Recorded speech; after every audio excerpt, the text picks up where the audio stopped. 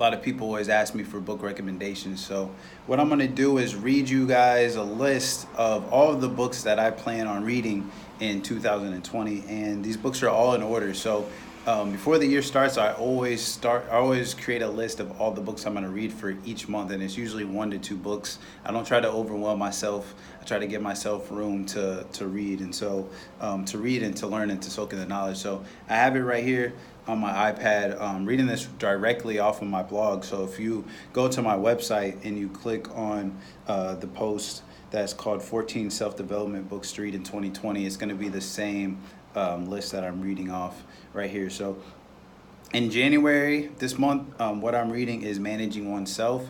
Also reading It's On Your Head by Russ. Both of these books are super, super good.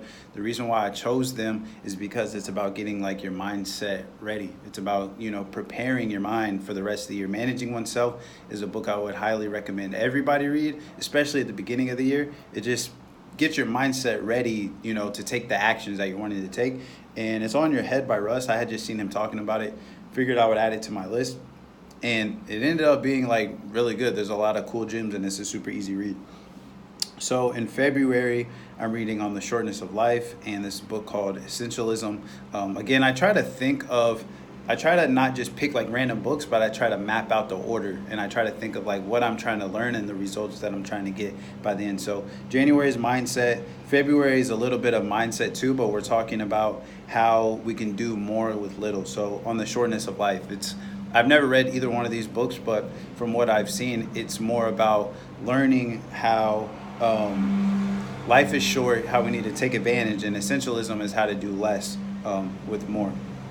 Then, oh, really? Cutting the grass. It's time to come inside.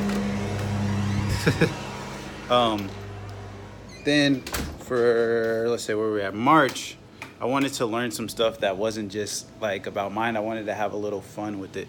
So, in March, what I'm reading is How to Travel the World on $50 a Day. And from what I've been reading about this book is that that's supposedly like the travel Bible. So I wanted people to get their mind right, but I also wanted them in the early parts of the year to start planning like some trips, to start marking stuff off their bucket list and not just thinking it's all about read, and make money. Like set some goals, have some fun. And so that's why I wanted to throw that book in there. In April, I'm reading The 5 Second Rule, and that book is basically about how to motivate yourself, how to stop from going from, when you're in bed and you don't feel like getting up at 6:30 in the morning when your alarm goes off, how do you actually get up? And they're talking about you need to, take advantage of counting backwards from 5 to 0, 5 to 1, and that's like the 5 second rule.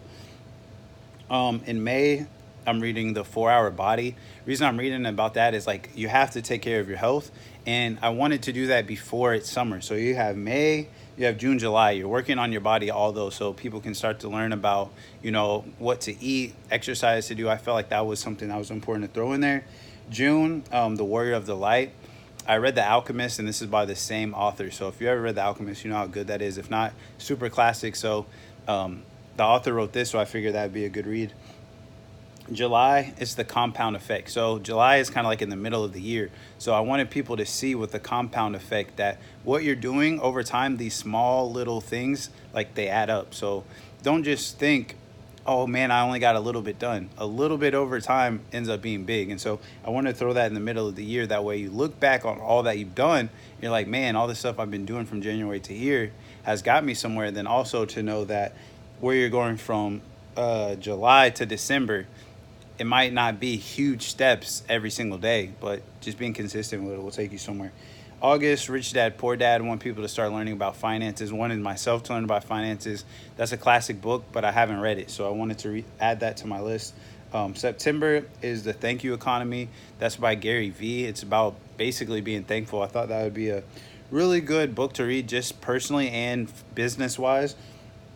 October is the 80/20 sales and marketing, so that's about how 80% of the things that you do are going to get you, or 20% of the things that you do get you 80% of the results, and vice versa.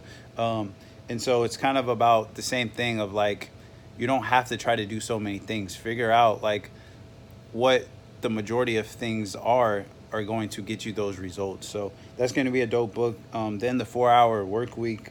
That's the same thing as the same author as the 4 Hour Body. Is how you can work less, get better results. And then December is Outwitting the Devil. This is from the same author as Think and Grow Rich.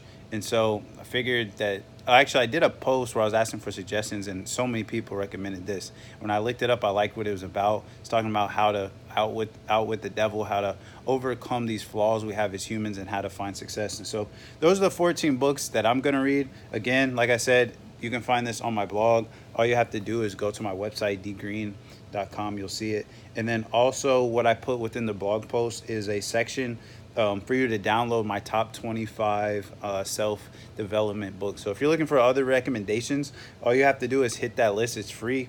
Put in your information and I'll email you the list that I have of my top 25 books. I know people are always looking for recommendations. So hope that helps you guys. That's what I'm reading. Drop a comment if you have any other suggestions, maybe something I should add to next year.